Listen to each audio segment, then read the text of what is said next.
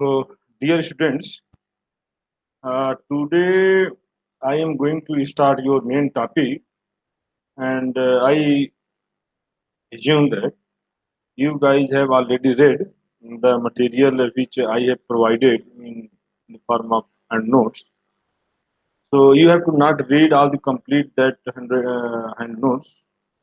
As I have written at ILMS that you guys need to read few pages, at least 5 6 pages from the beginning, so that you guys can recall the terms what I will use in the thermodynamics.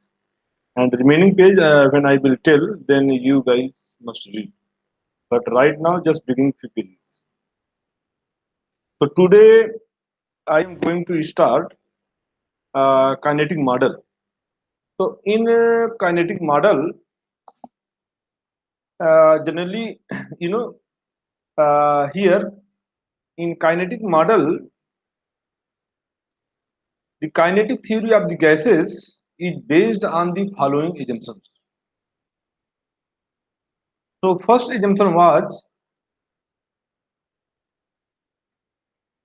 a gas is composed of small individual particles called molecules.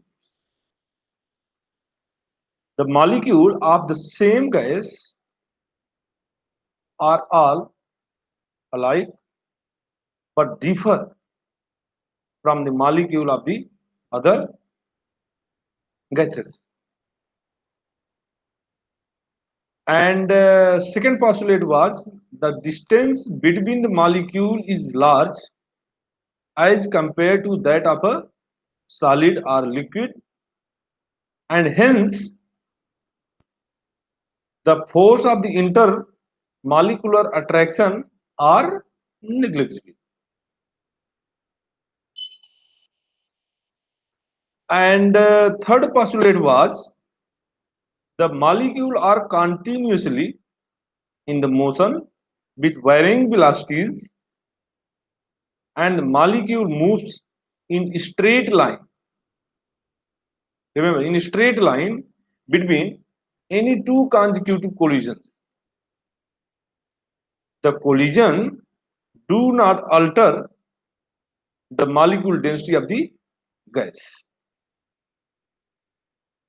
And fourth postulate was the size of the molecule is infinitesimally small as compared to the average distance traversed by a molecule between the two consecutive collisions. The distance between any two consecutive collisions is called free path, and the average distance is called mean free path. Remember, the size of the molecule is infinitesimally small as compared to the average traversed by a molecule between the two consecutive collisions, and the distance between any two consecutive collisions is called free path, and the average distance is called mean free path. The mean free path is dependent on the pressure of the gas. If the pressure is high, the mean free path is less, and you can say vice versa. And fifth postulate was the time of the impact is negligible in comparison to the time taken to the transverse the free path. Okay. And sixth and last postulate was the molecules are perfectly hard elastic sphere, and the whole of their energy is kinetic energy. So this was the exact postulate of the kinetic theory of the gases. So sometimes in exam we can ask, you write down the postulate of the kinetic three of the gases. So these 6 points you guys must write there. So I will also provide a hand note. So whenever you guys read, just also you can listen my this audio clip, and then you can try to understand what I am saying. So thus, and if there is any problem, so I can discuss in next class. Now we will derive the expression for the pressure exerted by a gas. So now consider a cubical vessel, that is, if you see here, I make this one cubical vessel, A B C D E F G H kind of. So I will also provide hand notes. So whenever you guys will read, you guys first listen and then read my notes, then it will be easy to understand. So here I said, first you consider the cubical vessel, and whose sides are A, B, C, D, E, F, G, H, and the side of this cube is L. So if each side of this cube is L centimeter, that I am assuming, then the volume of the vessel will be L cube cc. And now I am assuming M and N. Here is the mass of the each gas molecule and number of the molecule present in the vessel respectively, that I am assuming here, okay, for deriving the formula. Okay, now consider a molecule as P. That molecule is P, moving in a random direction with a velocity c1. यहाँ पर मैंने ऐसा assume कर लिया है कोई molecule P है जो किसी रैंडम डायरेक्शन में विद वेलोसिटी जो है वो c1 मूव कर रहा है. The velocity can be resolved in three mutual perpendicular directions. Suppose in a cube I took a molecule whose velocity is c1, so you can assume that velocity c1 will be the combination of three random directions velocity. That here I wanted to say. So the velocity can be resolved in three mutually perpendicular component, that is, here I am assuming u1, v1 and w1 respectively along x, y and z. Therefore this c1 square will be equal to what? u1 square plus v1 square plus w1 square. Why? Because u, v and w are the velocity along x, y and z direction, and these are the three components of velocity c1. That's why c1 square will be equal to u1 square plus v1 square plus w1 square. The component of the velocity with which the molecule P will strike to the opposite phase B, C, F, G. And I will provide the note. You can see what I am telling here. When the molecule P will strike opposite phase of B, C, F, G is u1. Therefore, the momentum of this will be equal to mass into velocity. That will be equal to m into u1. And this molecule is reflected by, when molecule is going on the wall, it will be reflected back. Reflected back with the same momentum m u1 in opposite direction, and after transversing traversing a distance L will strike to the opposite face ADEH. Again, you can see my hand note, which I will provide. Therefore, the change in the momentum produced due to the impact. One time velocity was m1 u1. After striking, it will be minus m u1. The change in momentum will be equal to first momentum m u1 minus bracket में minus m u1. It will be equal to 2m u1. As we know that the velocity of the molecule is here u1, and the time interval between the two successive impact on the wall BCFG is equal to how much? 2. One time the distance travel and another time distance return back is travel. It will be L plus L is equal to 2L. So it will be equal to time will be equal to 2L by u1. U1 was the velocity. This will be the time interval between the two successive collisions. So 2L by u1 second. Therefore, the number of impacts per second will be how much? Number of impact per second, how much? 1 divided by the time. Time was how much? 2L by u1. It means that here I am saying it will be equal to 1 divided by 2L by u1, and it will be equal to u1 divided by 2L. Okay. Now the change in the momentum produced in 1 second due to the impact of this molecule is what I am saying. The change in the momentum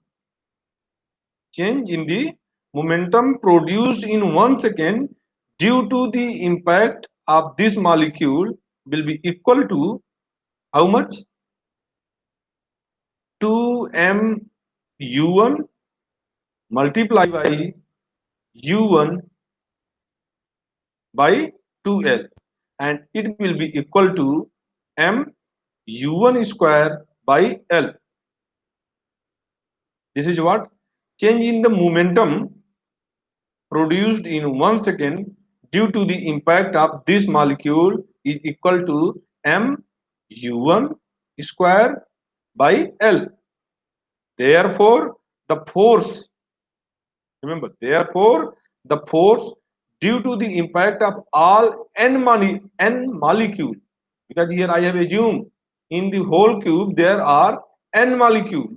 Therefore, the force Fx due to the impact of all n molecule in 1 second will be equal to m divided by L, and it will be equal in bracket u1 square plus u2 square plus u3 square up to un square, because here I have assumed there are n molecules.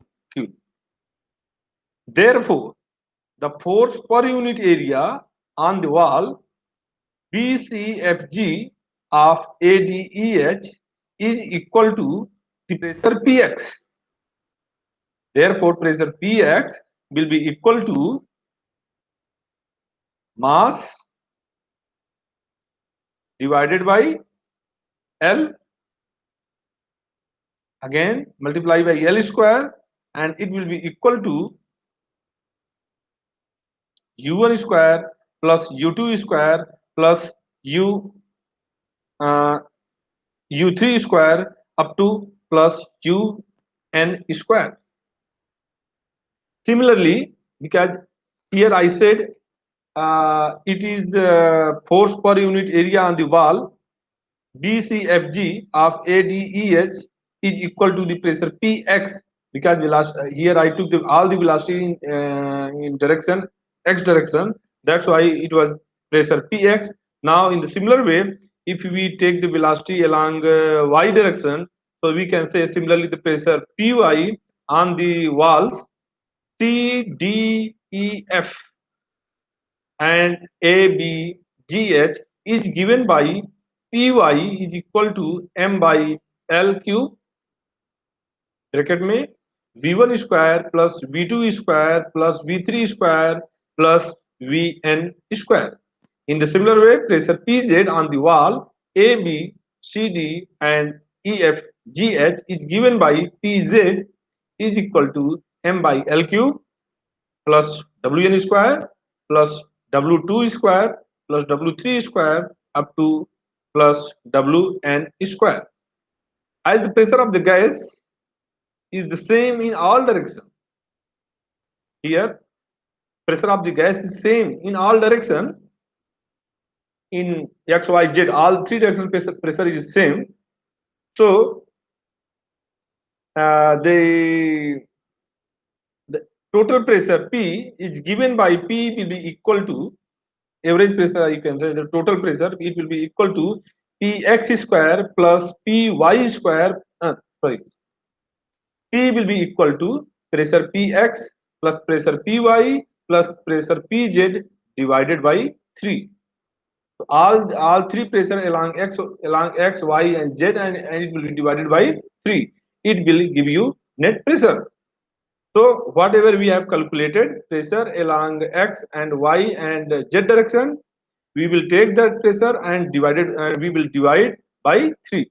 When we will divide by 3, then it will be equal to m by 3l cube bracket में in bracket u1 square plus u2 square plus u3 square up to un square plus v1 square plus v2 square plus v3 square plus vn square plus w1 square plus w2 square plus w3 square plus wn square.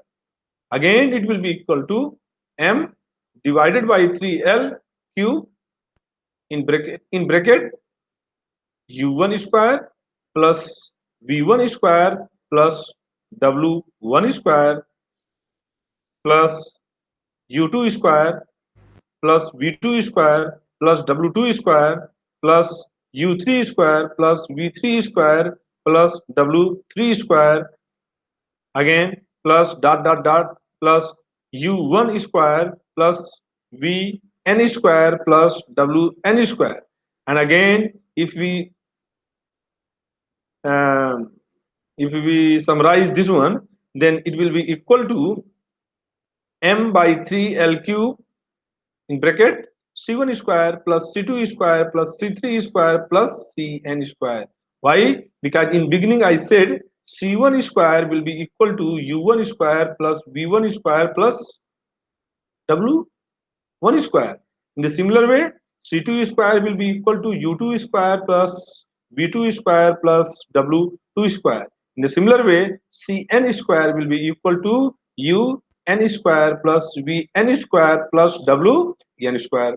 That's why now net pressure P will be equal to m upon 3l cube in bracket c1 square plus c2 square plus c3 square plus cn square.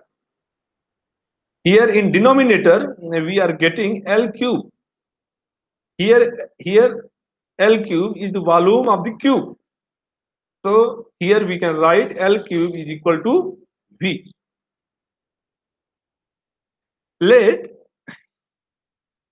C be the root mean square velocity of the molecule, that is RMS velocity. Therefore we can write C square is equal to what we can write?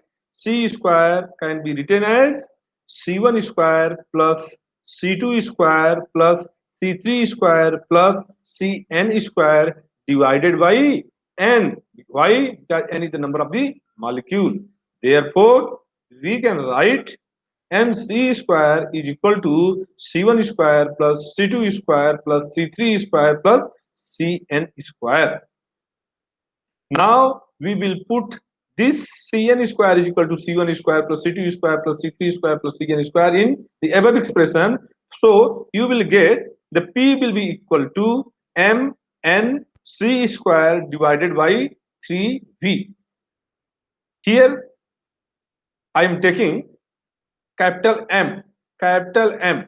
Remember, capital M will be equal to small m into small n, where capital M is the mass of the gas. Here I will say capital M is the mass of the gas of volume V. M is the mass of the gas of volume V. M, small m. Small m is the mass of each molecule, and N is the number of the molecule in volume V that I have already assumed earlier. Therefore, we can write the above expression as P is equal to mc square divided by 3V square. Sorry. P is equal to mn c square divided by 3V. Remember, P will be equal to mn c square divided by 3V. V is the volume, because earlier in denominator there was L cube, and here I took L cube is equal to V. Therefore, P will be equal to mn c square by 3V. Okay. So here again, as I said, here I am taking small capital M is equal to small m into n, where m is the mass of the gas of volume V, and small m is the mass of each molecule, and small n is the number of the molecule in the volume V. Therefore, P will be equal to capital M c square divided by 3V. Okay. We can also write capital P is equal to 1 by 3 rho into c square. Here I am writing rho. Rho is equal to, here I assume, here we know that rho is equal to m by V, mass of the gas of the volume V divided by volume V. It will be equal to, you can say, the density of the gas, capital M by V will be equal to rho, and it will be the density of the gas. Therefore, capital P will be equal to 1 by 3 rho c square. We can also write c square is equal to 3p by rho, or in other words, we can also write c is equal to under root 3p by rho. So this was the derivation for the pressure exerted by a gas in the case of the by taking the postulate of the kinetic theory of the gases. So last year I asked this derivation in the exam. So so if anyone is asked derivation, what will be the expression for the pressure exerted by a gas by taking the postulate of the kinetic theory of the gases. So then you guys must derive this expression. Okay. So I have also written a few numerical problem in hand notes that I will also give you. So after after practicing this derivation, you guys must solve this numerical problem and try to understand, and if there is any problem, so we will discuss in the next term. Okay, thank you, good night.